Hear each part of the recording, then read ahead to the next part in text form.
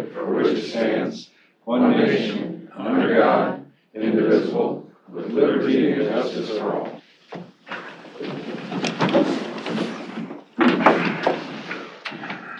Let the record show all members are present. Can I get a motion and a second on the consent agenda? I'll make that motion. I'll second it. Motion by Supervisor Shea, second by Supervisor Shea. Any discussion? All those in favor say aye. Aye. Opposed, like sign. Hearing none, motion passed. Okay, next up is Chief Deputy Jeff Doolin, Lieutenant Sam Arkfeld, is he coming? Bob Anderson, Director of Communications, discussion and/or decision to approve and authorize chairman to sign tower lease agreement on Omaha Cellular Telephone Company doing business as Verizon Wireless. Take it away, gentlemen. Well, I mean, nice to pay for our tower sites, and this is gonna help pay for one. We went back and renegotiated with them. At first, I think it was 8,000. We got them to 9,000, and now we've added a escalator clause of 2% per year in the first 5 years. The big clause to us was clause 15, the interference clause. Because this tower is critical to this public safety communications in that area of the county, we wanted to have the ability to turn Verizon off if there were any issues. We've talked to Verizon. I think Grady is on the Facebook Live right now from Verizon. But they've never had any issues, but we just wanted to protect that public safety aspect of the radio. So we were willing to give a little bit to get that interference clause, number 15. I don't know, Bob, do you have anything else? No, they did a great job with independent studies. It looks like the tower will hold the load. The equipment is not endangering our stuff. Where it's located on the towers would not interfere with anything of us and structurally or any ice damage or anything like that would fall off. We should be okay. Is this a tower at Carson? Yes. Didn't Verizon put up their own tower nearby? I guess it was advantageous for them to come up on this tower from whatever, the 1,000-pound brains go out there and look at all the radio freaks and stuff and decide this was the best place for them. Okay. In fact, Motorola said that to us when we built this tower at Carson, that was the best place, so. Jeff, help me find the 2%. I think it's in number 5. Yeah, number 5, it's on page 3, the extension, rentals. Rental increase shall increase on the anniversary of commencement date by equal to 2% on the previous lease year. Okay, you made a comment, unless I misunderstood you, that it was on the first 5 years, it's for every year of the contract. Every year, I'm sorry, I misspoke. All right, with that, then I'll make a motion that authorize the chairman to sign both the memorandum of the lease and the actual I'll lease. second. Okay, Supervisor Wickman, And then those, Supervisor Shea. what are we gonna do with those funds? I think it comes to you guys. I think it goes back into the general fund. Is there maintenance on that tower, Bob? Yes, Is that in your budget? it's split between both the general and the E91 budget. So we don't really wanna give you any more money then, right? Okay, we'll just make sure that those go in a, different, revenue line. Yeah, my understanding is any revenue always goes directly to you guys in the general fund. And I don't know if Becky or somebody can tell me different. Look at that, man. Thank you. Do we get revenue from any other towers? No, well, I think there's a couple more, isn't there? We pay the other towers to lease their space. we but- pay, but the only thing is, I Bob, know that. No. Bob has said that this is gonna create some interest because he's had some contacts. So we might come back to you with a couple more of these contracts before this thing is over with, Okay. which would be good for us. There is currently one other participant in the conference. I'll call for the vote. Any other discussion? All those in favor say aye. Aye. Those opposed, like sign. Hearing none, motion passes. Next up is Jana. Good job, gentlemen. Thank you. Thank you.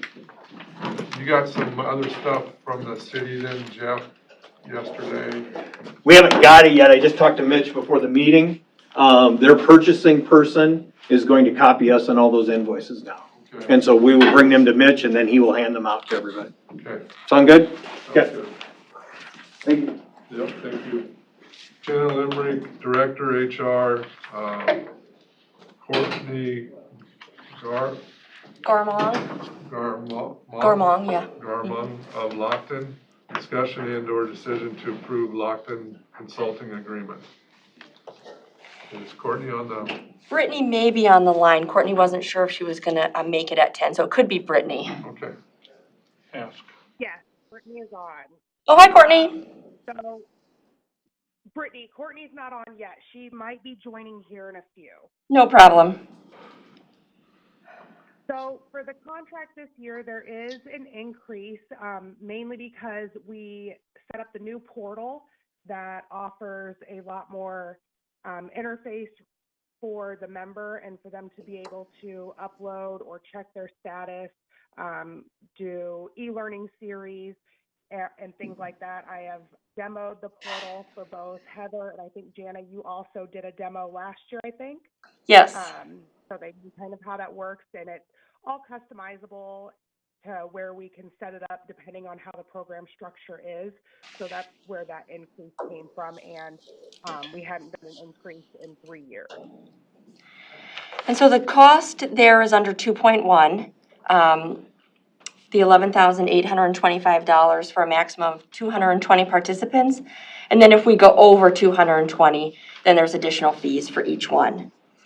The updated contract that Andrew sent out yesterday clarified termination of services under number 4. So that's the only difference that was sent through. What's our general amount of people that are using that? Oh, we probably have about 200. Okay. Yeah, we so got a we- little give. Yeah, we Okay. stay below that 220. I mean, we'd like to be pushing that 220, right, to have as many people on as possible. And so what we'd like to do, I had some conversation with Courtney yesterday, is we really want to take a look at the program and see how we can make it more robust. Now, what that could do, though, is change the cost of that contract, but that would be for next year's contract. So signing this contract keeps the program as it is, how we have been doing it. And then we'll meet with Courtney and start having meetings about how do we want to make this robust to make sure we're really seeing that return on our investment. Well, I think it's a minimal amount of money to spend to try to keep our employees healthy, so, For 11 grand, we can keep them healthy. I'm perfectly fine with it. I'll make that motion. I'll second it. Supervisor Whitman. Supervisor Schultz, second, thank you. Any other discussion? So, does Lockton give you some sort of report, quarterly, monthly? Are you kind of thinking like that aggregate report that they Yeah. came and presented? No, that's just that one time a year. Okay. Yeah. And then they have the nurse, what are they called, nurse That nurse advocate, advocate? the health coaching. Yeah, Mm-hmm. and they're still, Yep, still doing that. They're just finishing up their 4th health coaching, and then we'll get a report of who made the program this year since we're coming up on open enrollment, and then who will keep the discount, new to the discount, or loses the discount July 1st. okay. Yep. Okay. Any other questions? None? All those in favor say aye. Aye. Those opposed, like sign. Hearing none, motion passes. Okay, next up, we have Matt Wyatt, Planning Director, Iowa West Foundation. Brenda and Matt are here. Green Hills RCD. It should be Golden Hills, also be. Oh, we have Golden Hills RCD. Sal's here. Discussion and or decision on funding request for American Rescue Planning for Pot County and communities. Okay, who wants to start it off? I can kick it off for everybody if we like. So as the American Rescue Plan has been rolled out, Jana Limerick, myself, Scott Belt, we've attended some different webinars. Through those webinars, we have seen that there are not only the funds that we're able to that are directly allocated, to the 18 million potentially, but then there are other pots of funding that are out there that are project specific. And the thought process behind what we reached out to Brenda and Matt about was, how do we help raise the capacity of the small towns in Potawatomi County to be able to apply for some of those fundings and make sure that those projects are organized, they're ready to go, they're actually something that you're able to submit for. And through the conversations that we've had with Brenda and Matt, we kind of came together and, we already utilize Advanced Southwest Iowa. We already have Golden Hills RC&D. Why not bring everybody together and use the strengths that we have built through the county already and expand upon that to form this new, kind of partnership and really help with what the small towns are doing. And that's kind of led us to where we're at here today. And I can let either Brenda or Matt kind of speak on their points of view from what they've seen from our conversations as well. So this was a really great opportunity that Matt and Scott brought to us, because really what we're looking to do is use some of our assets to leverage the ability to acquire other funds. And with funds available from a variety of public sources, we want to make sure that Southwest Iowa and Potawatomi County is getting a reasonable amount of those funds. But we recognize that these federal grants are very complex, require a lot of expertise in order to be successful. So we had the conversation. Iowa West Foundation has already, working with Golden Hills, started a rural leadership development program. Michelle's doing great work putting that together. It makes a lot of sense for us to use the assets we've already put into that program for Michelle to kind of do a test run with this proposed program to acquire federal funds for some of the rural counties. So we're gonna have Michelle use those assets and that work that she's already done to get out to the communities, identify leaders, identify projects, sort of do the initial vetting, engage the community, what is it that you want to have done, develop a list. That's what you see as the initial phase 1 cost on here. We've put ours in with the Rural Development Leadership Development Program, and this $33,600 is what Michelle is estimating as the cost to actually implement this program, to go out and seek projects. Those would then be brought back to the county for conversation. Meanwhile, we will support a contractor to be determined. Paula and Shalimar and her team are looking for qualified contractors. Our allocation to that is to be determined. We obviously have not sent the RFP out, but we anticipate that's likely to be a 6-figure number that we're going to be investing into that contractor. Advanced Southwest Iowa will run that program. When you have a little better sense for how many qualified projects will be coming in, then we'll have a better sense of what those costs will be, both for the contractor, which we're covering, and for Advanced Southwest Iowa to implement the program. At that point, we'll come back and have a conversation about what those costs are and how they need to be covered.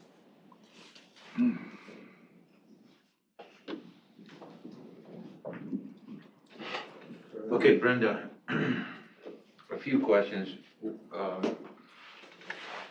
When do we know when and how much funding that we can request? I mean, is there a limit? When do the funds get released? From the federal program? Yes. Excellent question. I don't have answers. I just read today that I think there's $350 billion being released imminently to go to the county and the cities that has been committed. I don't know. I mean, it is definitely a work in progress, as it has been with all of these programs. So this is outside of the rescue plan funding, though? It's all within that package of the funding. So we have our direct allocation that we can submit for that opened up yesterday. The Treasury released the rules to it. We can reach in there and submit for it and receive that initial allotment of funding. This is the package that's wrapped along with it there were 6 other pots of funding. You're looking at economic development, water and sewer, broadband, education, and there's 2 other ones that are project specific that you can apply for that were all funded through the American Rescue Plan. That'll be the target of this. Yes. Yes, but the fact that it's federal rescue plan funds allows us to use our COVID relief fund, so we don't have to go through the complex process through our grant application. We've already gotten our board approval to say, okay, federal government has designated this as a recovery program, so we feel comfortable applying our COVID relief funds to this consultant. However, whatever projects are identified are going to be good projects, whether they're applications to the relief program or to whatever future program comes along at the federal or the state level. And I think any of those infrastructure projects have been sort of percolating as a need. What we will have at the end of this are good projects with good quality applications that are ready to go for the next program that comes out at the state or federal level. The funds aren't released, so that means you probably don't know the requirements of any of the funding.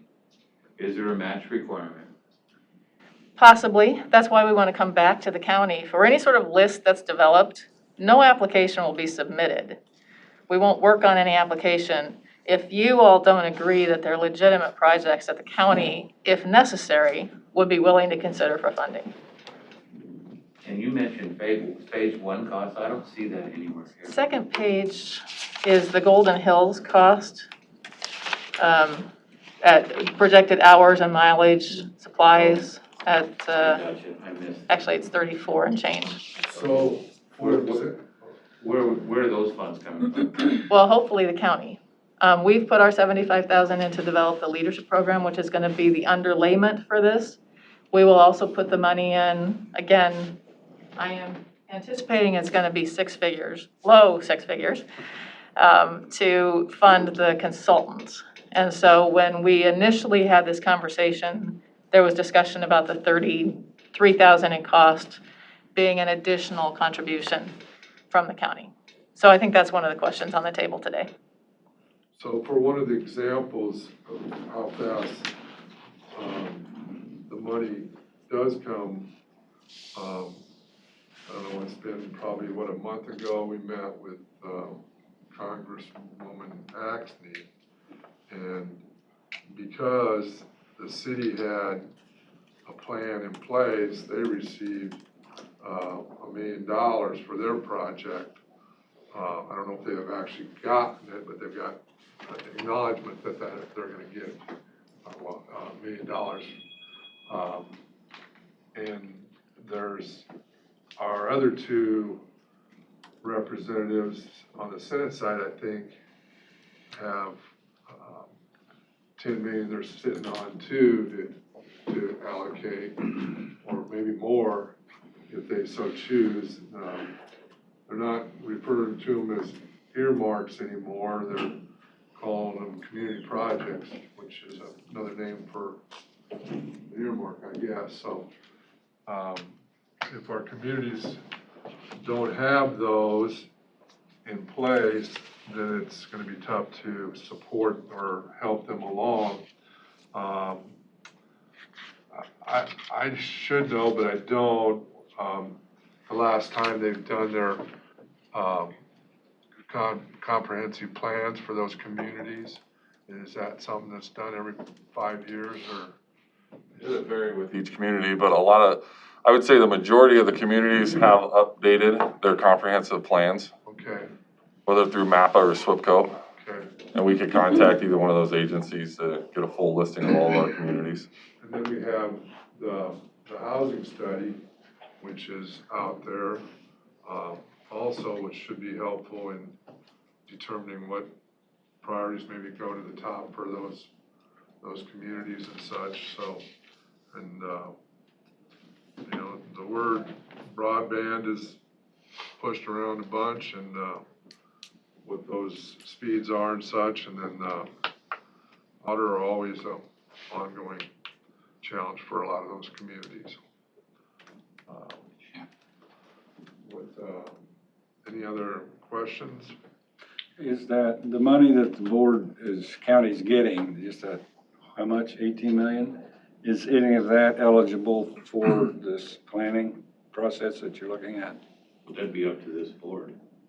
Well, if it's up to the US Treasury, huh? If we get the funds. If you get the funds. There's another meeting on that today from NACO at 2 PM, if you wanna watch. Okay. And my I didn't understanding catch is that one. there is funding within that pool to support that type of thing, Melvin. Okay. Where, I think supporting, creating capacity for nonprofits and for also, for the development piece of that, at least from my preliminary read on it, but NACO probably has more updates on it. The thing I want to say about this is that, so Golden Hills brings a unique perspective, as you guys know, you've worked with us, and we really are focused on rural issues, and we have good relationships with our rural communities. And so our approach is coming in not specifically as economic development, which is ASI's strength. We're coming in really as community organizers and collaborators, and our task is to pull together all of these multiple plans within each of the communities and also at a county level into a single source so that we can see with clarity, instead of different agencies and organizations having their own plan, we're going to condense and bring all those things together so that it's going to be a living document that I don't think we have right now for the county. And that's going to be really helpful both for the ARPA funds that are coming, but I also think long range, as the board considers investments and Iowa West considers investments down the road, there's going to be an awareness of what the communities want. And so as a rural-based organization that is interested in facilitating conversations with not just the elected leadership, but also the larger community, we're going to use that as sort of an additional visioning session to draw that information out from the community. We might hear things that don't align with the ARPA funding, but there's something that's really going to enhance the community and something that the community wants. And so I'm very excited if this is something that, you think is worthy of support to really create this. And I'm also excited about the partnership that's developing because I think we have a lot of organizations that are doing good work, but not in concert with one another. This would be a great opportunity to make that happen. That's exactly right, Michelle. And Tim, in terms of the 34,000, it is a little bit of a bet on the expectation of what kind of funds will be available, except for the fact that Iowa West has been involved with and county has been involved with a lot of pieces that are sort of laying out there, the housing study being one of them that Scott mentioned. They haven't been put together so we all understand what the puzzle looks like. We have all those puzzle pieces sitting on the table, but we haven't put them together in the way that Michelle is talking about doing that. So the 34,000 that the county would invest at this point would be essentially to give us all the game plan. We have all of the pieces, we want to understand what the game plan is, and then we have committed to investing to take those projects that the county wants to advance and pay for the consultant who can actually turn them into a federal grant that will be viable and more likely to be successful. I certainly don't have any issues with that. I think, we've done some good things with some of the other small communities already, both in road improvements and taking down an old hotel in the middle of town that you're aware of. So I think having this person that's able to interact with those communities and make a difference would help. Paula, if I look at this phase one, there are a couple, three lines where it looks like Advanced Southwest Iowa is going to participate in that. Is there any cost from Advanced Southwest Iowa in the first phase? I don't think at this point, no, sir. I think we'll be able to participate and just help with the planning stages and whatever Michelle needs us to step in on and the foundation in the county. But until we get to that phase two, that's where we will really step in and work with the consultant to make sure that the communities have what they need to be successful in the projects that are identified in the process. Okay. And we will have to, like Brenda mentioned, we'll have to assess it at that point, Tim, because we already have a full load of projects right now going in the pipeline. And so we will have to assess to see where we land on that. Okay. Scott, with that, Scott, I'll make a motion to provide up to $35,000 for the American Rescue Plan planning for Potawatomi County and their communities. I'll second that. I'd like to ask where we funding it from. No, we'll take that out of gaming. Okay, we got, motion by Supervisor Wickman and second by Supervisor Schultz, thank you. I would, not want to, I know it says here, American Rescue Plan, funding, but I'd like to, any funding, I would rather have it be any funding that may come available from either the feds or the state, because the state's gonna receive a bunch of monies too that could come to those communities also, so I don't wanna limit it to the American Rescue situation. That was the discussion that Matt had as part of the American Rescue Plan, and there's other buckets of funding in those other areas he spoke about, both in, And when you read the mission statement on the top of the planning document, at the last sentence there, it's utilizing the American Rescue Plan and or other state and federal grant I'll make my programs. motion to say that. Okay. Okay, second concurs? Yep. Okay, any other discussion? Nope. Just one other thing, all those communities have, if they've done their due diligence, have been notified and they're getting their little piece of the money too. I don't remember exactly what each community's getting for sure. I mean, Council Bluffs is getting a bigger chunk than the lion's share of the chunk, but I mean, what did you just get, 26,000 or something? 20,000. 20,000, so. Have you got it yet, Mitch? No, the application just started yesterday, and I'm still trying to get Sam's number tracked down for the last He's 2.5 spent it, weeks. though. Well, hopefully this board doesn't spend any of it until we get it. I think that will be an accurate statement. Yeah. Okay, all those in favor say aye. Aye. Those opposed, like sign. Hearing none, motion passes. Thank you very much. Thanks, Brenda. Thanks, Michelle. Matt. Thank you. Thanks, you guys. Michelle.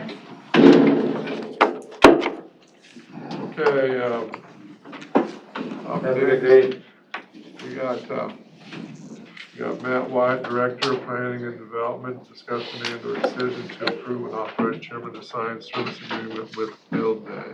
Page 2, paragraph 4. So this is the same as what we got, Thank you, Matt. in our Page 2, Yeah, paragraph 4, you'll notice the highlighted section that we added in there, not to exceed the amount. That not to exceed amount is set at $100,000, and that would be unless a prior approval is sought from the Board of Supervisors to go beyond that. Now, one part that I want everyone to take into consideration, this is not an ask for $3,100,000 for construction and development and construction of that public health building. This is out of the $3 million. $100,000 would be utilized for the services of Field Day development on this project. And to take into consideration what a company like Field Day brings to the table for us really is that not only do I have other duties to do at the county, but Jason has other duties as well for the county, and the construction and development of this, with this group, with this company, you get a full team who's watching over that project for us. They're providing those updates to the Board of Supervisors as you so want to hear on where where's the construction at, where's the budget on it at. They would come in here and they would provide those updates to you all and monitor whether or not there was going to be any change orders. They'd advocate for us on it. They would handle all of those things for us, with allowing not only myself then to go about the other duties that I have here at the county, but Jason as well to go about the other parts that he has, and us just be able to work with Field Day to come in and be able to be here for those updates to the board on those.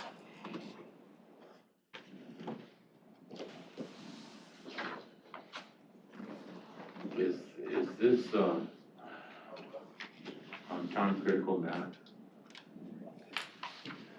Time sensitive? Just other than with how soon do we want to start the project? Well,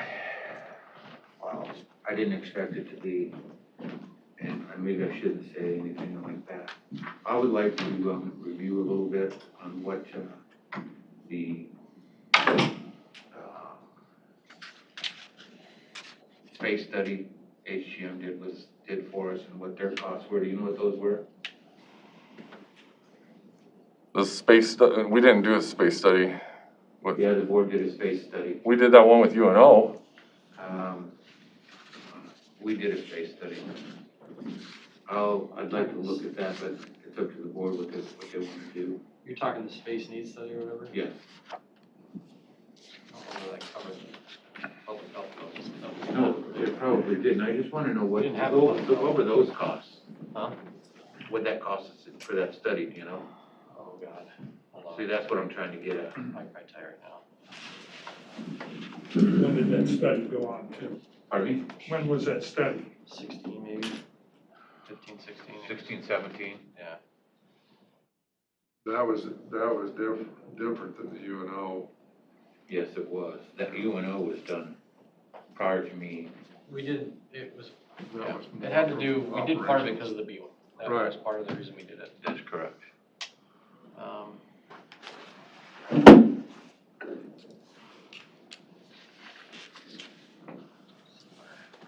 So, when they're looking at that, so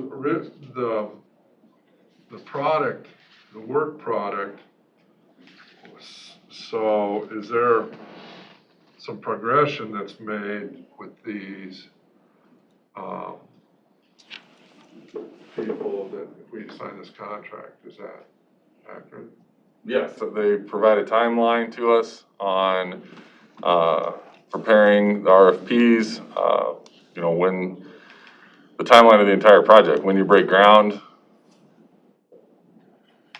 So, all that is detailed out to the board. but the contract starts, it's got 4/19. I mean, essentially these guys are the project manager for this whole thing, right? I mean, Correct. But they haven't done anything at this point. So far, we've had one meeting with them where we just talked about the project, whether or not they would be interested in taking this on for us. And then they developed and sent over to me a list of 5 different architects that they would potentially reach out to on the project.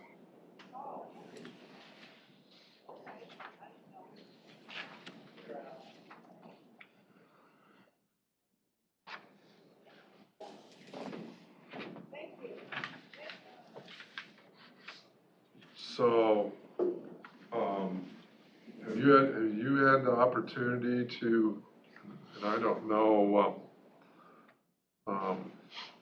health buildings that are, I guess, adequate for a county of our size? What, have you been to? We've been to several different public health offices around the state and across the river on the other side as well to see how the different parts of them are set up. And I could tell you, there's just different pieces of each one that I would like to see in a public health building here. Sioux City, Siouxland Health Department has a really nice immunization area. So that way the refrigerators are all set up, a counter space. It's kind of a walk-through area, so when they run their normal vaccination clinics out of it, people pass right through. And then you go over to Johnson County. Johnson County has a really nice meeting space over there. That's a part of theirs. And so it's all those different things. And we're also trying to plan ahead and through this about the progression of the health department and how it would potentially look, not just, 5 years down the road, 10, 15, 20 years down the road. What's it going to look like over there? So. Now, what kind of square feet do you think you're gonna need? Currently, right now, I told them that I would just really like to have it as large as what we can with the funding we have. But I would, one of the things that I've been kind of advocating for, at least possibly in phase 2 of it, would be like a 10,000 square foot training area, meeting space that we could have. And then hopefully up to 6,000 square feet on the rest of it, but. Is that site in Johnson County, did you go see it? We have been through, yeah, we went over there when we were touring the health departments, just meeting with them, checking out their Is that the one programs. right across the street from the admin building, like the human services? You know, it was in 2016, I couldn't really tell you. South of downtown. Yeah. Matt, you mentioned that they would be part of the architect selection. Yes. They'd be part of the building size recommendation. Yes. Every part of it, from the design phase on up. That's really the reason why we reached out to it. Where does it say that in here? Services to be performed, Article 3.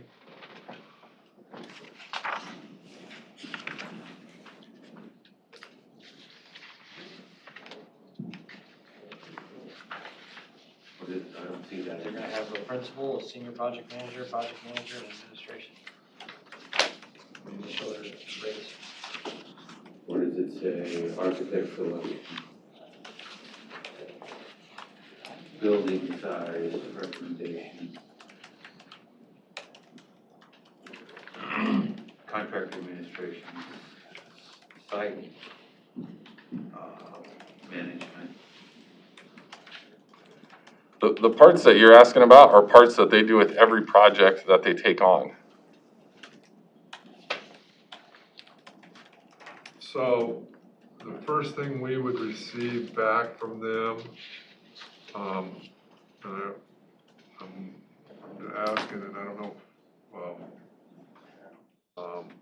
they bill monthly or what, but would be the recommendation of the size of a rough drawing of the size of the. Yes, so that we develop the RFP, we send it out to the 5 different architects. The 5 different architects then send us back their preliminary designs of what they would have the building size-wise and look like. And would that be potentially two phases then? I mean, is that on recommendations that you are gonna, give them in some fashion? Yes, so it's in the RFP portion of it, it will say that, this would be a multi-phase project, you want to construct it and as such, right? So they're gonna design out what you have for your first phase of that building. They're gonna come back, those 5 different designers will come back, architects come back and say, these are the preliminary sketches of which we like. You look through those, then we can all sit down as a group, decide, hey, which one of these designs do we like the best? Pick our top 3 of those. And once we get the top 3 of those, then we conduct interviews with each one of those teams that design those buildings. Whichever ones then that we really mesh with, and we say, okay, these are the architect designers we want to go with. We go with that team. Then it goes out for RFP, you get in further detail of the project. Then it goes out for RFP for the project. Then when that comes back, then you have all of your other pieces fall in line with that. So Tim, it was July 5th of 2016 is when we did it, at least say that. Not June, I don't. No, HGM did that. Okay. But that was the meeting we just discussed whether or not we needed to do.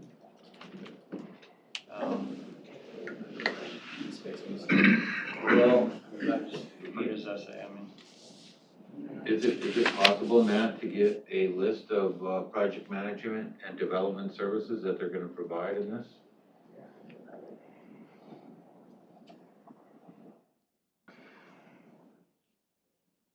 Yeah, I mean, if you want to give me a list of services that you want provided in there. I guess I'm not real clear. I mean, we're asking them to do the job that they're hired to do. I mean, but you need to see it in writing in here. I mean, that's their function, that's what this organization does. So, I mean, It doesn't say any of that in this contract. I mean, in Article 2 talks about that they're gonna be the ones to determine what services and everything are gonna be needed for this particular project. So, I mean, I guess if, I don't know, we're hiring project managers more or less for this project because we don't necessarily wanna allocate our own people to do that because we got a lot of stuff on our plate. So, I mean, the cost here is $100,000 from start to finish. That could be 2 years, it could be a year. I mean, I don't see that being a big, huge expense for a project manager. Well, it could, What are the deliverables? A completed public health building? well, we should see. In the end, Before then, we should see the first thing we should see is the, if I heard you correct, should be the 5 architectural renderings from the architects, right? Yeah, because you all are gonna have to decide on which one you like, which are the top 3 you wanna go with. where does it say that in here? 5 architectural renderings. It's a part of the process. I mean, if you. I don't really have an issue with moving forward with a project manager, but geez, what are the deliverables? I mean, what are we spending $100,000 on? Well, when I look at these service agreements, the different service agreements that we have out there, like, you take the recycle center one, we're hauling trash, down to the Mills County landfill. It doesn't say in there that they're gonna haul the trash to the Mills County landfill on Monday, Wednesdays, Fridays. It just says that they were going to haul the containers from the recycle center for $340 a trip. Yep, that's a deliverable, Matt. And so, but what you're asking them to put down in this agreement is every exact service that they're gonna provide to us through there. I guess if you're gonna ask him to go back, I need to make sure, I feel a lot more comfortable if you lay out exactly what you wanna see, so we're not keep kicking this thing each week. So last week it was, we wanted to know the cost, so we delayed it. This week now it's, well, now I want all these deliverables, and that's fine. I don't see an argument there. I'm just more so concerned that I don't wanna keep having. You know, if I have questions about it, You should, that's and fine. I don't think that it's clear enough to me, and it's clear enough to you 4, or 3 of you, you can move forward with it. Well, I'm not clear enough with it. That's not where I'm going with this. What I'm trying to get at with this conversation is that I just think that. I'll get with Matt. Well, the thing is, this type of thing is similar to what I was discussing earlier. If we have something, I don't wanna say it's shovel ready, but, close to that, it allows potentially from seeing, long as it can be, I think this can definitely be, pushed back or, related to COVID and how that would enhance the overall services and health of the county with COVID. Knowing what we've gone through thus far, when the money does come, I think a project like this would definitely have some merit in receiving those funds from what I've seen and read, I guess, so far. Well, I mean, I don't disagree with you there. The only concern I would have is that, we've discussed allocating this potential pot of money to pay for it through urban renewal, which would keep those funds still freed up of our overall. So, I mean, if you get 18 coming in and we're gonna allocate 3 to this project, but we've now just spent $3 million that we already had covered with urban renewal. So, I mean, I don't disagree with you. I mean, I think there's absolutely, but I think that's where we look at phase 2 of this building so that we can take advantage of those funds for other things, so if we have to set up a larger center to do vaccines or something or whatever, I mean, when we first talked to Matt about this, we talked about making sure this building be something that we expanded, so that when we were done with the renewal money, you got extra phases on down the line that we could use, so, I mean, But isn't the urban renewal number a not to exceed number right now? We haven't, really, Not really, there's still, yeah, I mean, total, yes. yeah, can't we? But we still have terms that we can play with, so I mean, you can add or subtract years to it, you can, Right, you know, I mean, so we put, I think, 3 million or something like that for this one when we drew it up on the board, and that's what we decided we wanted to do. Now, there was still, I think, a penny or two left over that we didn't spend that you could add into that and plus or minus however you want. I mean, I guess I don't see 100,000 being expensive cost for a project manager from start to finish for something, but I do think that if there are deliverables that you want to see, I don't think that is a bad thing to request, but I just don't want Matt to go put something together and come back and have it be wrong again and have to send it back again and again, you know, I don't like wasting our department head's time, they got other stuff to do. Yeah. And if it's easier, maybe we just bring field day here, so we can ask them direct. I asked them to come today, it was just a short notice, they both had conflicts going on. Well, I guess, Do they have flip side of power? that is, they want this contract that bad, they better show up next week, you know, I mean, that's kind of the way I look at it. Do they have a PowerPoint of their past projects, how they've operated? Yeah, they can go through and show all that. okay, so So I just motion to table, or if you just postpone, want, yeah. we'll postpone one more week. You comfortable with that, Matt? You know, we don't have to do anything. You can postpone it if you want. There's no action taken on it. Yeah. Whatever you want to do. I don't want Well, I'd just soon get it back on the agenda Yeah. if we think this is a project. I think, like I said, going through what we've gone through for the last year and a half and, knowing what we know about pandemic, or I should say pandemics, because we've only been through one, I guess. And knowing, since we've taken over, what's it been, 3 years now? Since we took over the health department? 4. 4 years, I would not want to kick this down too much further. This is what we want to get going, and we'd probably spend, I don't know, maybe 25,000 of this to get some workable,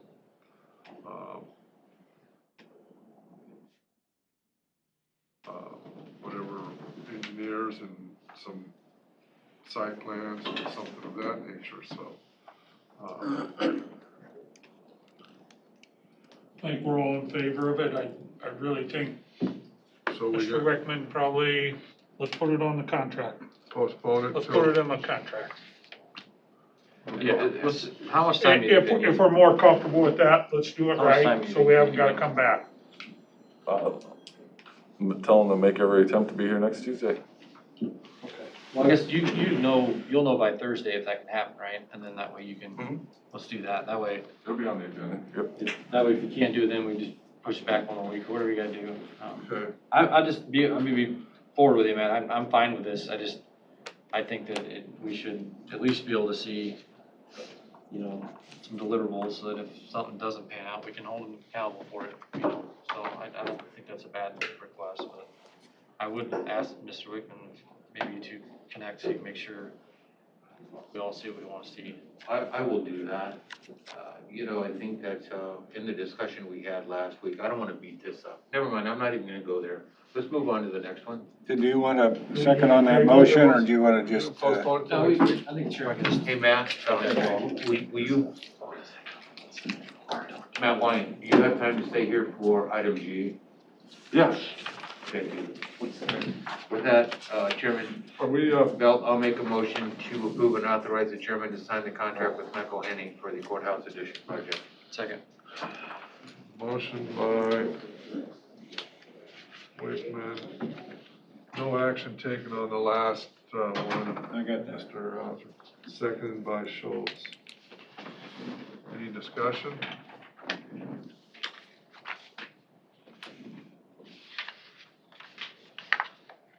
Hearing none. All those in favor say aye. Aye. Those opposed, like sign. Hearing none, motion passes. Up next, Jason Slack, Buildings Director, Buildings and Grounds, John Jorgensen, HGM, discussion, enter decision to approve HGM proposal for courthouse parking feasibility study.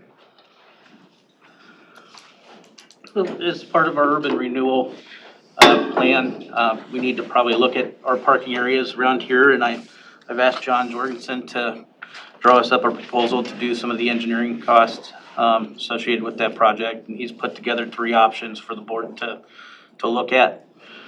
John, do you want to kind of go into explaining it, or? I'm sure. We talked about initially reconstructing the parking lot just to the east of the courthouse. It's in poor shape, and I think we can probably get a few more parking stalls out of just reconstructing the surface lot. And then Jason said, well, let's look at maybe a 2-level parking structure on that same parcel or that same parking lot to be able to, well, not triple, but double the amount of parking. So that those are the first 2 items, and then the third item is. Well, excuse me just okay. a second, John. So the 2-story structure would be this lot over here? Correct. Okay. Okay. Would that be attached to the building somehow or another? No, it would be freestanding. We'd have to leave the aisle between the courthouse addition and the parking structure open because that would be how trucks get in and out to the loading dock of the addition. Okay, thank you. And then the third option was that the services building is scheduled for demolition, and we would look at that entire site for a parking structure as well. There's a little more room over there. The thought was, put a parking structure over there and then potentially have room for a building where the existing lot is here just to the east. So just so the board's aware, we had a conversation with Chris Gibbons a couple weeks ago. With the courthouse addition, we are just barely gonna meet parking requirements that the city's asking us to meet. So we're gonna have just enough parking spaces to be able to build the addition. So that tells me that we're gonna have an issue if we decide to build a health clinic for parking. We're not gonna have enough parking to support that health clinic. So our other option is to look at a parking structure possibly. And he threw out the suggestion possibly building, public health clinic in our existing metered lot and looking at the services building lot for a parking structure. There would be more room and it'd probably be a more viable option for that location. But basically, we're just trying to get a direction for the overall, the parking plan for the courthouse. My only concern that I have with that idea, and I like it, to be clear, is the fact that right now, we don't have to necessarily public crossing a public road to get here. Mm-hmm. So when you start thinking about ADA accommodations and things like that, that's where I would be a little concerned about having to cross that road, because now, short of us making some agreement with the city, obviously, to create, maybe that stretch of, whatever, Fifth Street or whatever it is, to make that into a all crosswalk kind of thing. But, Yep. first, worst case scenario, you have someone in a wheelchair across the street gets hit. That's gonna look real bad for us. So I just wanna see some thought put into that. I don't know that it's really possible to do a skywalk or something like that, they have in Des Moines in some of those buildings, but, I have some concern there, but I do like the idea that there's a lot more space over there. I do like the idea of a parking ramp structure because it possibly tie into potential economic development too. If you just have public parking that we can have down in that area as well. Because right now it's park on the street, it's a pain in the neck, get around cars, parallel parking, all that. So I think it'll help, but I think we really need to understand what those costs would be. And I don't want to make the same mistake. Well, I shouldn't say that. I don't want to have a parking ramp over there that sits vacant and doesn't get used and doesn't have any kind of money coming back to us. Right. We've seen some examples of that here recently with other government entities, and I just don't want to be the same. I don't want to be the same footnote on that. So What are you thinking, this will be a double decker or triple? Probably double. It would have an arm. Employees would be able to scan their badge to park there. I don't know how we would work out, trying to make our money back. We would have to probably look at some different options as far as, pay to park. Do you have conversations with the city at all? Because they obviously have a lot of employees and that might be an opportunity for them to partner with this one too. Yeah, I haven't had that conversation with them. I know Chris Gibbons is for parking garage in that location. Well, that might be a triple story. Yeah, and the bad thing is, we can't really count the parking stalls that we have down at the VA building because it has to be within 400 feet of the door for parking to be counted, so. Any consideration of the green space south of the election building? We did talk about that a little bit. Chris said that is zoned for a parking lot, so if we decided to build a parking lot down there, I realize it's outside of our urban renewal. But we could, make that an option, yes. Well, it might even be temporary during construction phase too. The conversation, Justin, so far has been about parking for employees. I mean, the main thing for this thing is to make sure we have parking for the people that want to come into the courthouse. Exactly. For whatever reason. If I look at the deliverables that you plan on putting in with these costs, that services building site, are you looking at that as space available after a footprint of a possible public health building? We were actually looking at putting the public health building in our existing metered lot east of the courthouse, putting it with this block. So basically all of our buildings would be on, one city block, which wouldn't be a terrible thing. 16,000 square feet? Yeah, I mean, I don't know what that building looks like. I don't know what the footprint is. This is all. I just got the 16,000. So then we would go up even further possibly. So if we do a vaccination clinic, one of the biggest deals is parking. Just like the Mac Center. Right. Well, I don't think that we could replicate, the situation that we had down at the Mid-America Center, we would be able to do small clinics. And I don't know what Matt's design plans are. I'm not involved with that, but I'm just trying to maximize the board's options on what we can do. I just think your best bet, I'll tell you, years ago, I had conversations with Iowa West Foundation. I had conversations with some folks over at the City Hall about parking structure and that parking structure being located where our services building is today. There was interest there because they were building they're redoing the Harvester building and the Ace. They wanted kind of an overflow parking and possibly have a shuttle so they could get people, to concerts or whatever they're doing there. I think the sense now is it's just a little bit too far for that, but I don't think the city would be off the table. So I mean, I think that really ought to talk to those folks because they may be able to share some of this cost with us or a partner. Or, maybe they don't want it at all. They can just say, nope, we don't want it. That's also fine. But I don't want to get too far into this. I'm not opposed to having a public health building on campus, like direct immediate campus either. I think that's a great idea. But I also fear that if we're just, I don't know. I'm just worried about people crossing a public street to get here to do business in the courthouse. I just don't know if that's. The skywalk could be the answer It'd be then nice if we at could that own point. Fifth Street, or whatever that is, and not have to worry about it. You can walk right through, Justin, you're right. It's the public health building here in the parking lot across the street.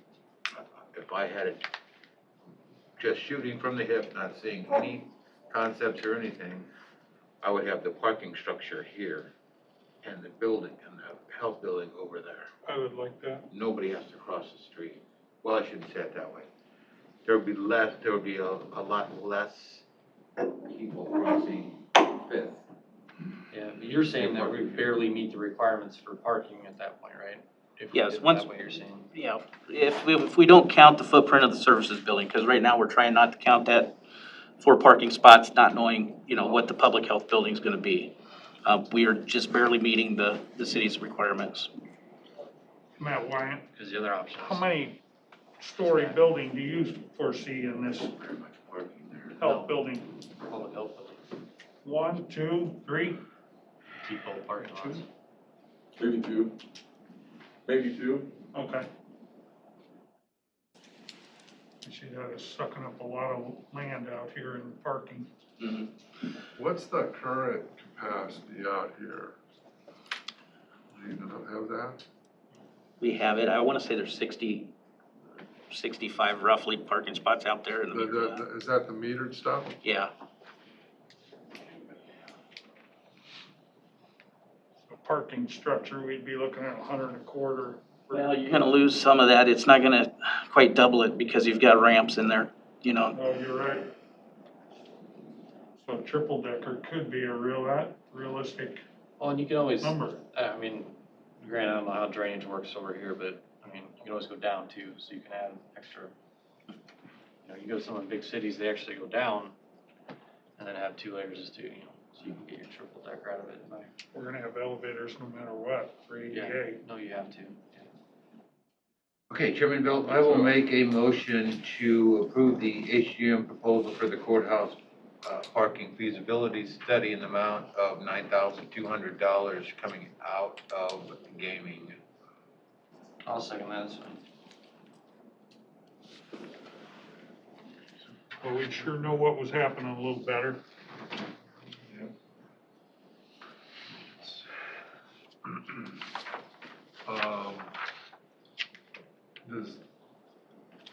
That doesn't look at any other possibilities then for parking than just what's listed here then?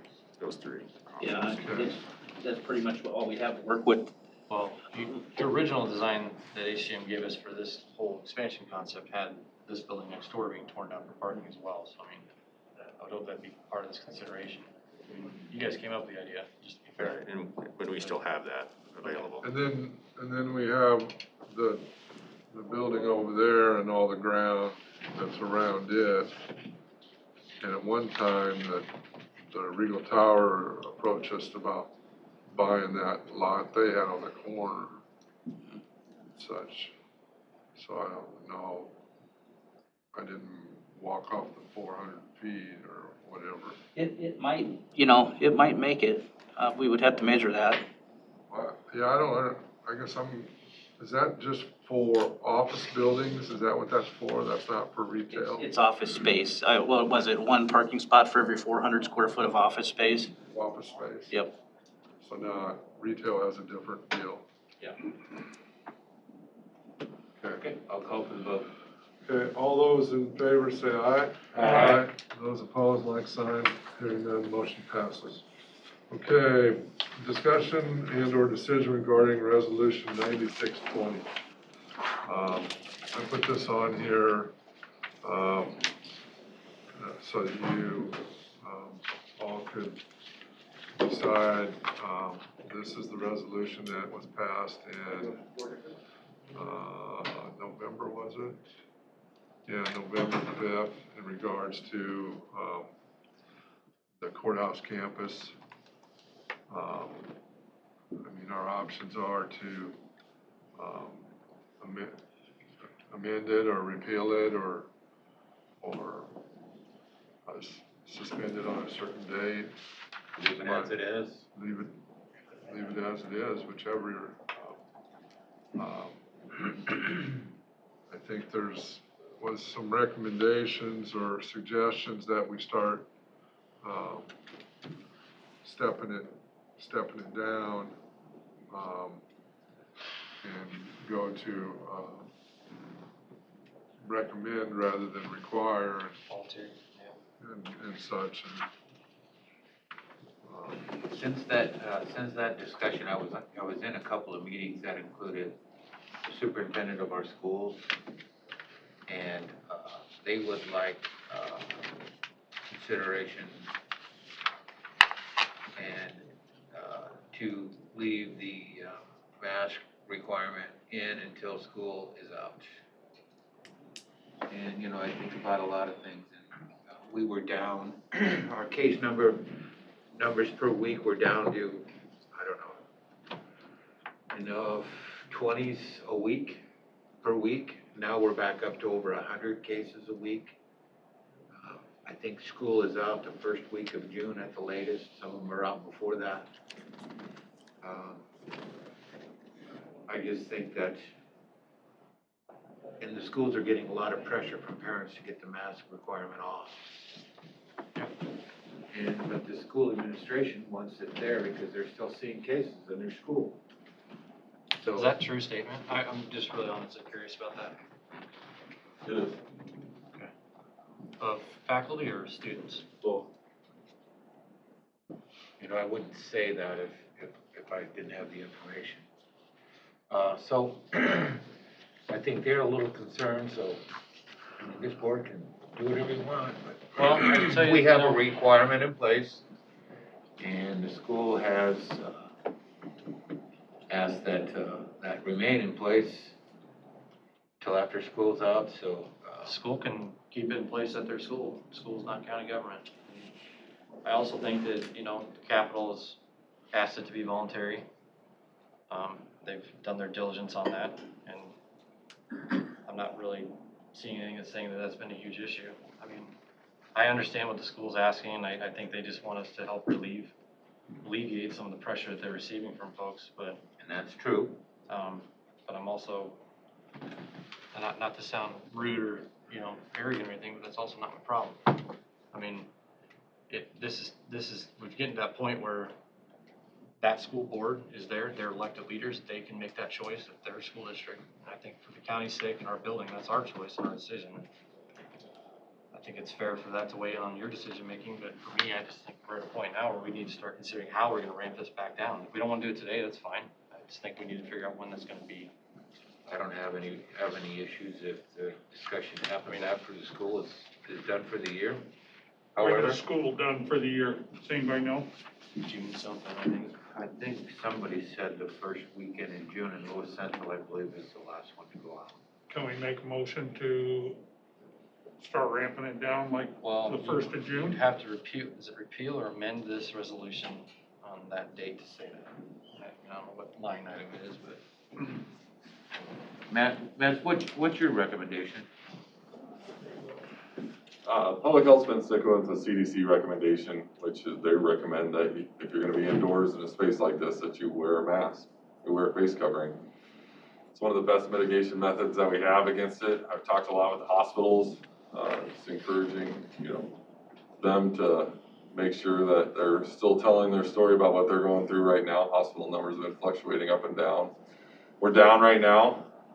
They've gone up to around, where they're back up to about 20 individuals in the hospital. I mean, it's obviously a huge tough call, no matter what side you take, you're gonna get criticized over this, so I mean, I just think it's, what I find ridiculous about the school argument is that while the kids are in school, they're separated, they have separate recesses, they gotta wear masks all day long. I've watched my kids sit there and go through this depression for the whole year over this, and then now all of a sudden, they go play baseball or soccer or whatever after school, and they're all together, it doesn't matter, they're not wearing masks.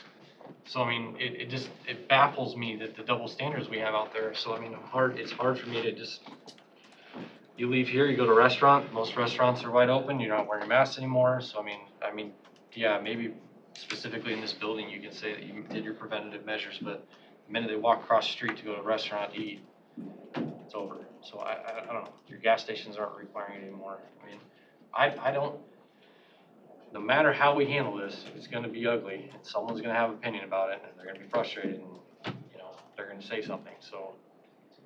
We have to, if you wanna set the school date, fine, I don't necessarily care. I'm ready for them to be done and be off, but. I believe I'm with you on this one. The one thing is, when we did this in November of 2020, November 5th, which I would have thought it was longer ago than that, but it wasn't. I don't recall any discussion about the schools, and you know, that being a predicate for our decisions for doing what was basically the resolutions for the courthouse employees and the people that come here to do business and such for their safety and such. We've got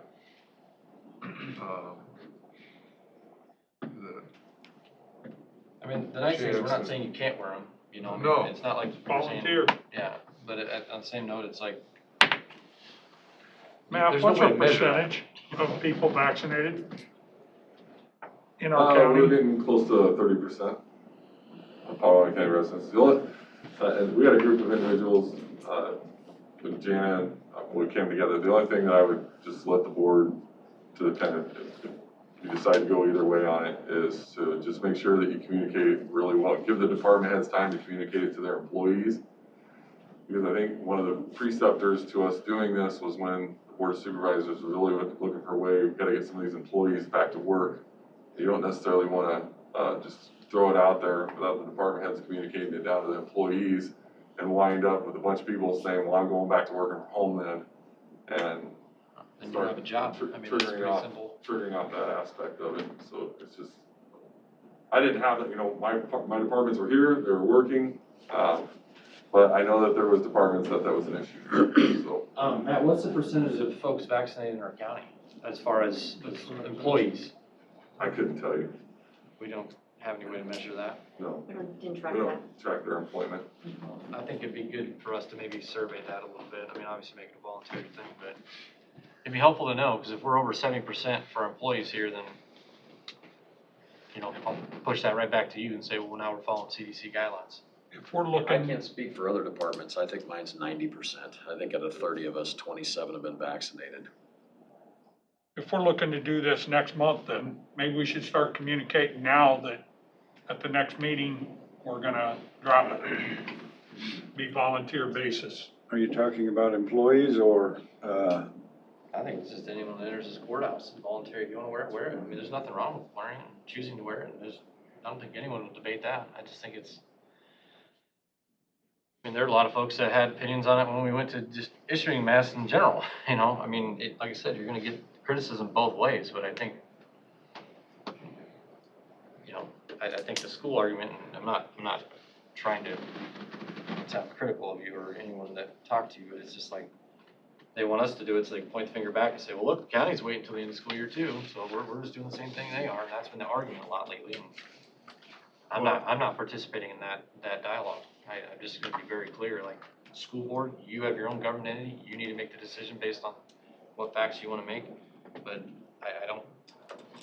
I think we need to put a little bit of focus on our operations and why we made this decision. I appreciate Scott bringing that up, because when we went to mass, schools had nothing to do with our decision.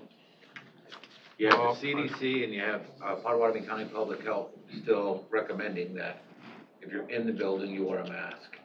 I think I'm not. Well, you said the word recommend rather than, Mandate. what you meant, I think, to say is required, because we're not. I think when this whole thing started, I don't think we could, put a mandate on. We have, yes, we had a requirement that we were able to do because we fall under home rule. So by state code, that was our ability, while you're on county property, county-owned property, we as a board can make a call. You know, whatever you wanna do.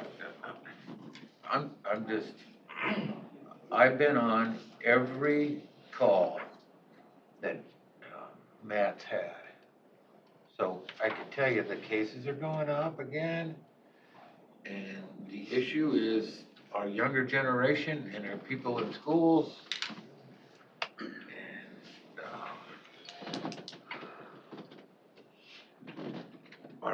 our positive tests are going up. We're over 100. We're actually down a little from where we were. And believe me, I'm tired of wearing this. And if this board votes to take the mask requirement off, I'm not wearing it.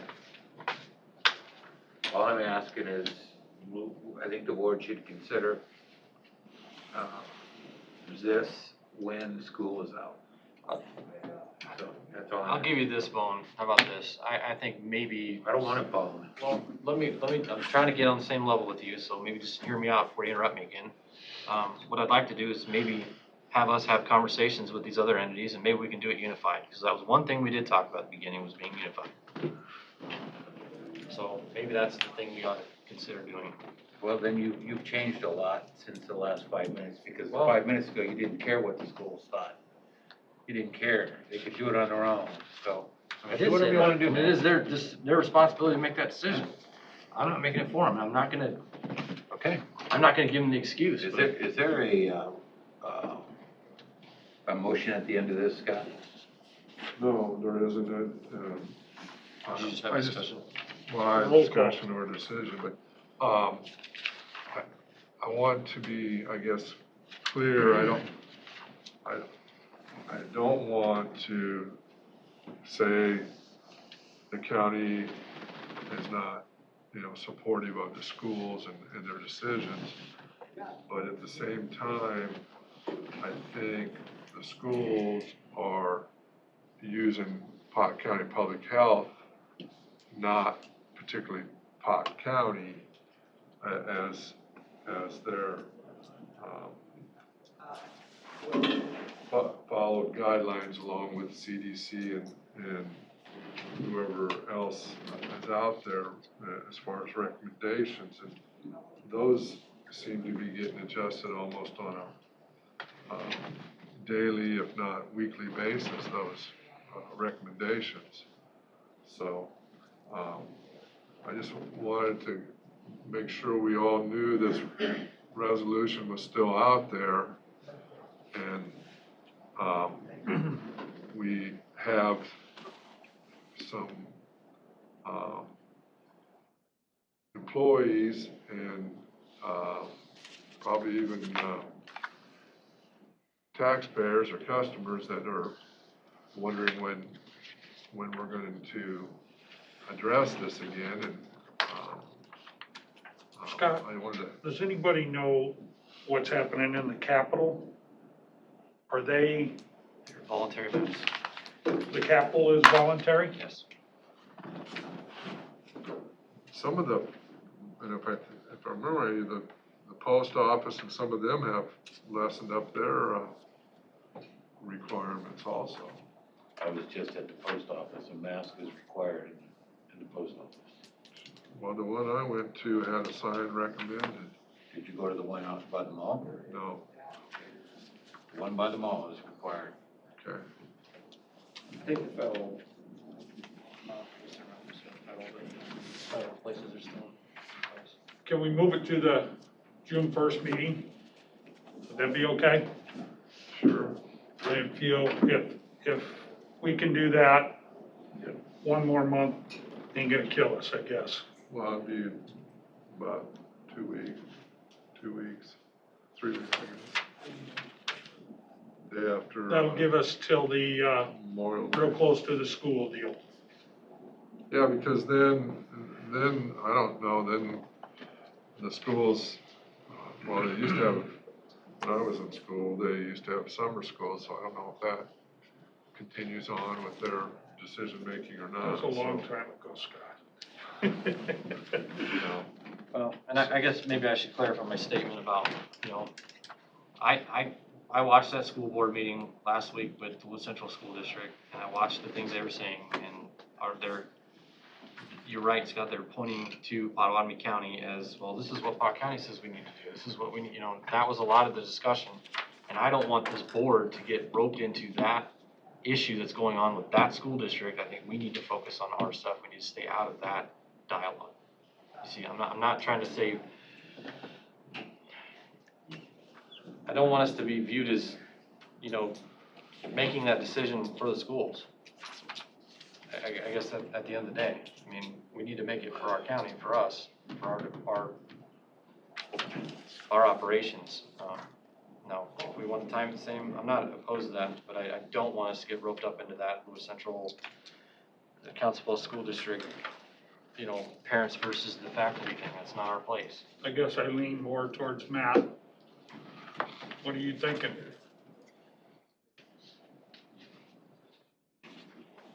You don't have to think, just to be clear. You don't have to, no, I mean, like, you don't have to have an opinion on it if you don't want it. You can say you're indifferent. The conversations, you know, like especially with Lewis Central, a lot of times, you know, they do just throw out Potawatomi County. I'd always just push back on them and just make sure you're clarified with them. It's Potawatomi County, it's the Board of Health that's pushing out those guidances to them. Well, even the dialogue that was said was not true. Obviously, you and I contacted each other last week. I called you and I got the information that you sent to the school just to figure out what was said to them. And what was being passed around was not what you guys said. And that's why I'm saying we need to stay out of that argument. Right. So, So you didn't answer. You didn't answer Brian's question. Looking for your guidance. About what to do on the face coverings? Yeah. I really, You don't have to offer an answer. You can just say you're indifferent right now. I mean, I don't think it's fair to put you on the spot and do that. what's up? You know, and I don't think we can go pull, every person in every department in the county. But, have you got any feedback, Jana, from? Yeah, I mean, to my knowledge, right now, we don't have any employees who are positive.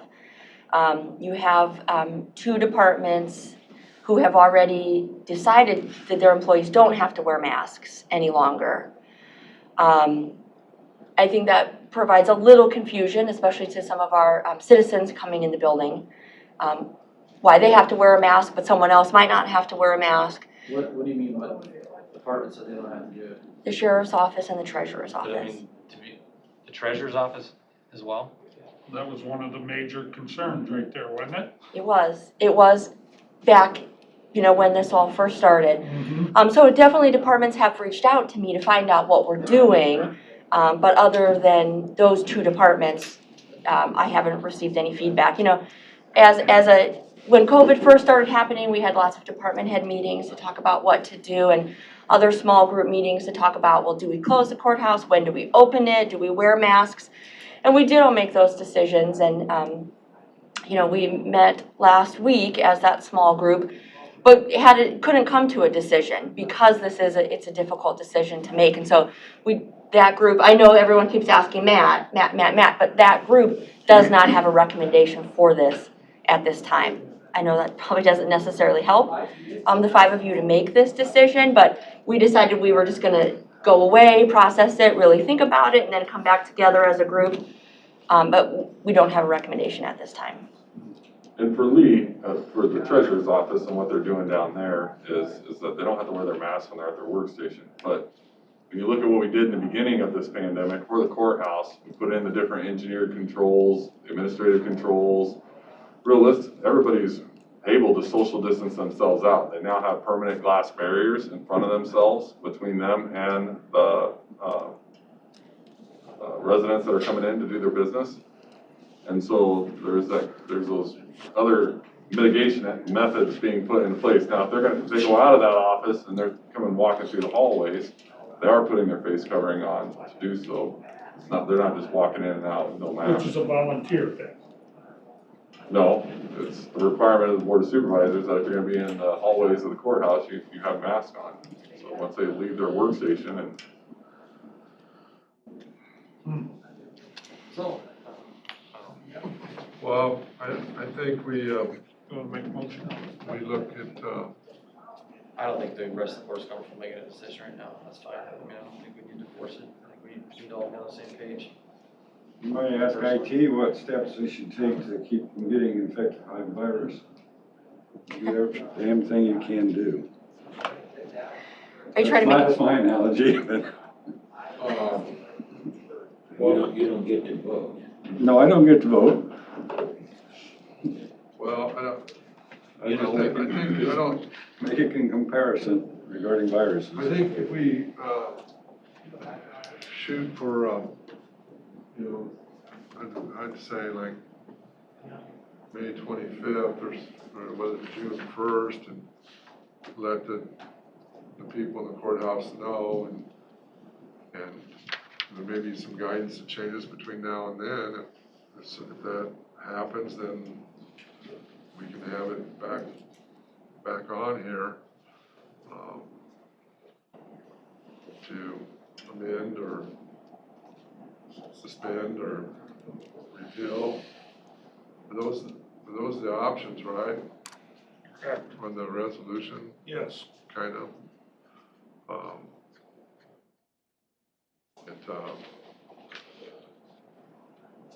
don't know, I mean, Has anyone had conversations with the city on this, what they're looking at? Anyone? they're still masked but not. They are, I've had conversation with the city council person and the mayor, and they are going to do whatever this board does. They just want us to keep them informed of when we're gonna do it. So, and I promised them that, once I knew where the direction the board was gonna go, I'd make sure that they were informed. Well, one of the things that gets me is the state house is voluntary, capital. I haven't heard that, I don't know that. Justin says. Maybe they, You and I sat in a meeting with Matt last week, and he gave us an article up. We had that conversation. what's that? When we met, and I and you sat in Mark Shoemaker's office it was 2 weeks ago now. He gave us an article about the state capitol going to voluntary mass. It was a really nice office, so he might not remember. It was a really nice what? It was a really nice office. Oh, Very big. yeah, well, maybe if that did happen, I don't, oh. A lot of taxidermy. Okay, all right. Moving on, Scott, the resolution 34-2021 to fix the meeting for the reallocate certain unspent proceeds of general obligation bond capital loan note series 2020A of Potawatomi County, Iowa, and provided with publications and motion thereof. It's my understanding that we are changing, Justin, the language of item D. I'm on the wrong resolution. Correct. They're both the same. Yeah.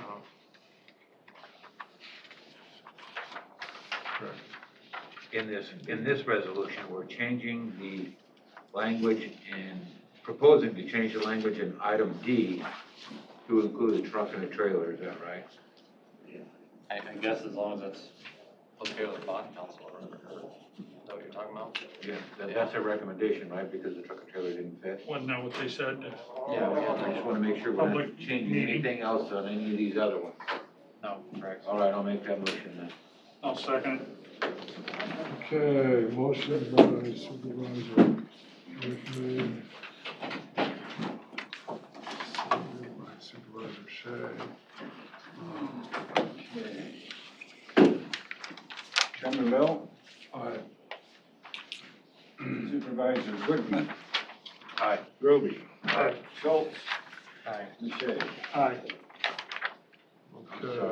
I'm sorry, Scott, let me change that, do I need to set the date and that, yeah. We're gonna have the public hearing on the first day of June 2021 at 10 o'clock. It's not in the resolution. No, it is, it's in my motion now, though. What date? Tell me again. June 1st, 10 a.m.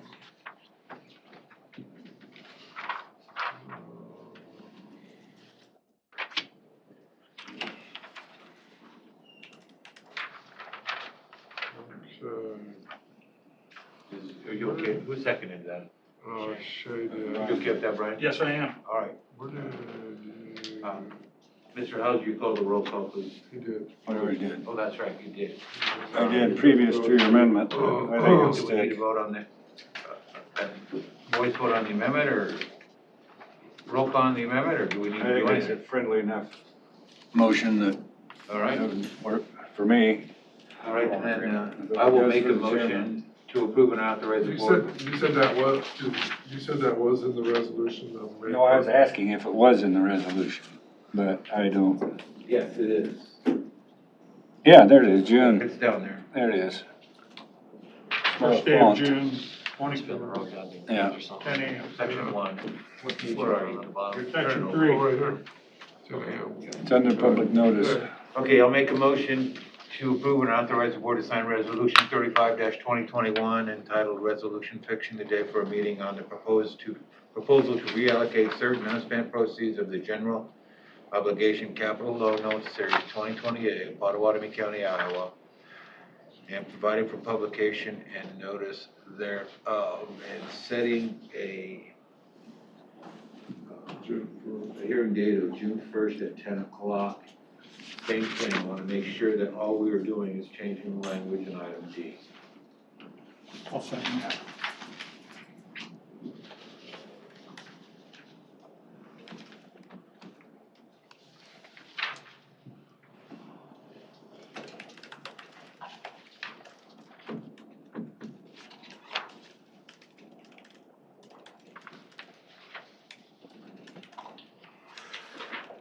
Okay, Chairman Belt, Aye.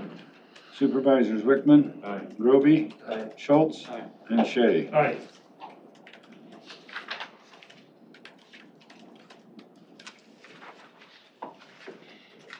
Okay. We're down to here. No, I don't. Jenna Limerick, not Peggy. Jenna Limerick, HR discussion and or decision regarding elected officials and department head retreat. In 2017, you all had a department head and an elected official retreat to do some goal planning and things like that. And it's been a couple years, and I think it would be great for everyone to get back together again to either review those goals, come up with new goals, talk about capital projects, and a lot of team building. In 2017, you had approximately 29 department heads and elected officials invited. I don't know how many actually showed up. I didn't have that list. But looks like there was about $1,000 for the facilitator. I spoke with the facilitator, and she could do it again, but I really would want someone there the whole day to facilitate. That way, there isn't one department head facilitating it. It's a facilitator who's not one of us to facilitate the whole day. And then I couldn't find the cost of food. A continental breakfast and then a lunch was provided. It was at Hitchcock, so, we'd be looking at, a couple $1,000s for the event. But I think it would be very beneficial for everyone to get together, get on the same page, have some goals, and really revisit our mission, vision, and values as to why we all are in these roles. Proposed date. Well, I would say June 10th would be my proposed date. Hitchcock is available as of right now for that date, and so, with summer coming up, we do need to reserve it as soon as possible. So my proposed date would be June 10th. I believe that's a Thursday. Yes.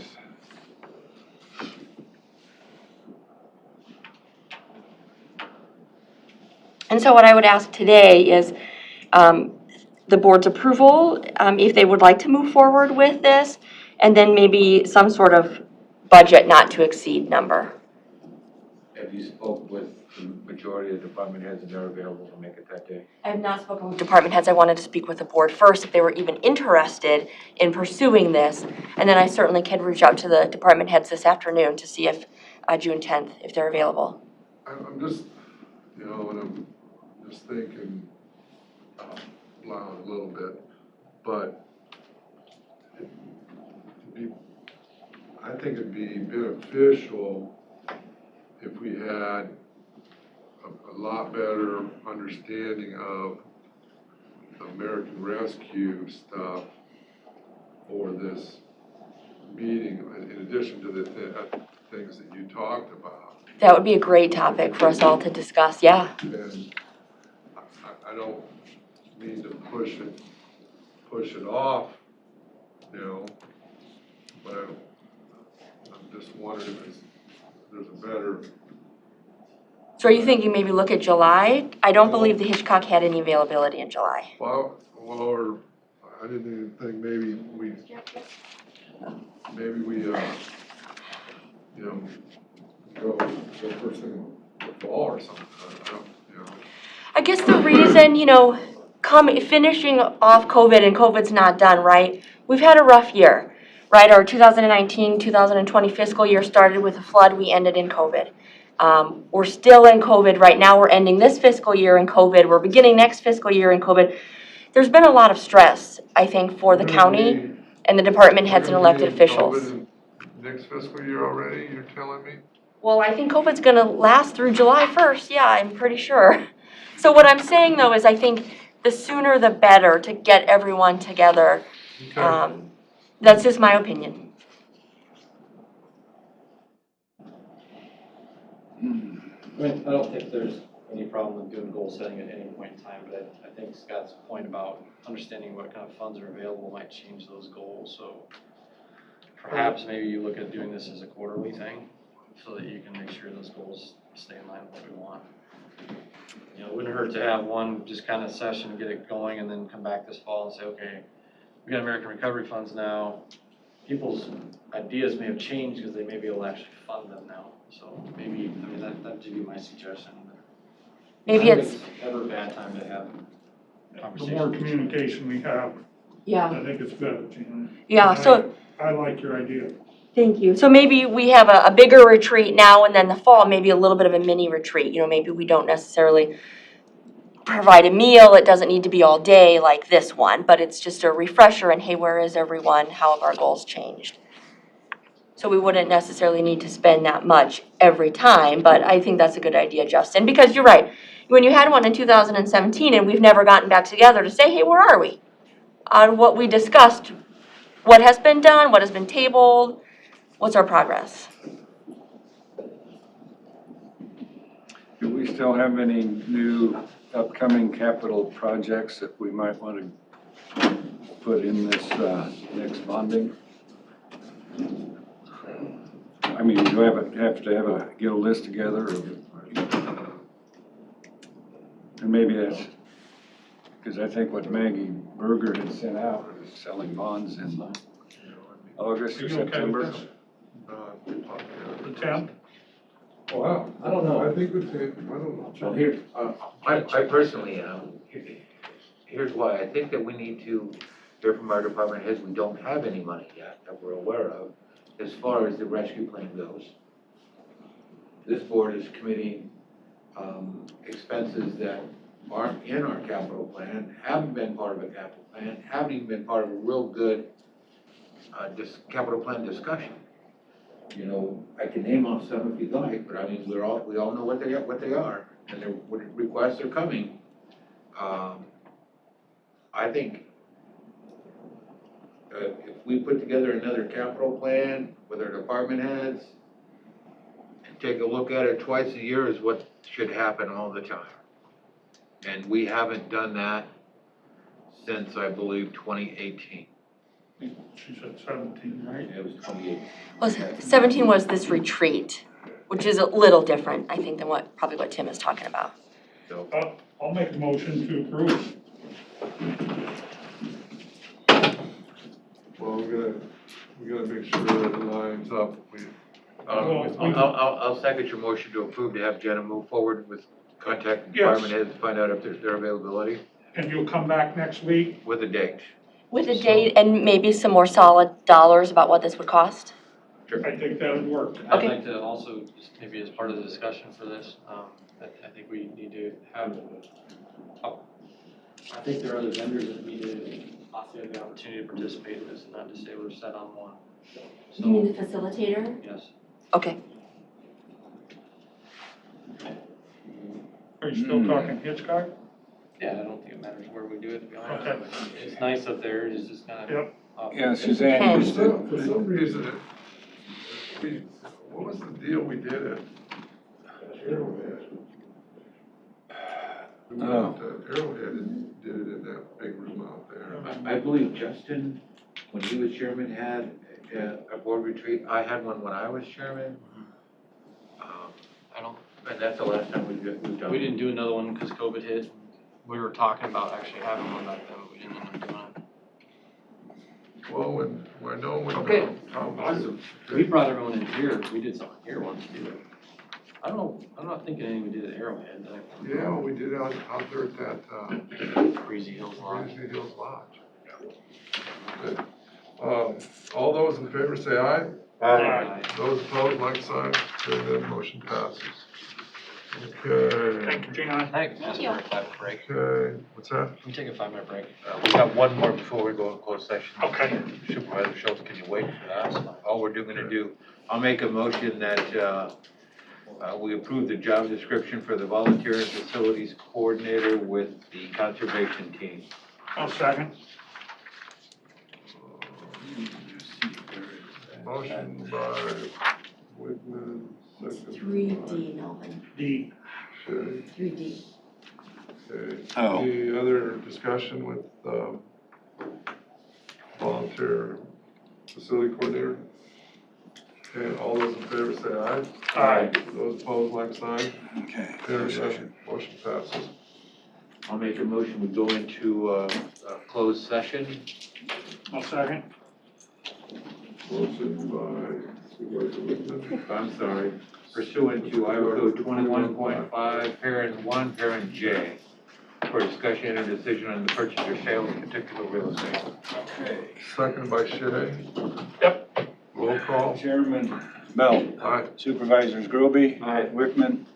Schultz. And Shay. Aye. We'll take a 5 to 10 minute break before we go in closed session. So. Okay.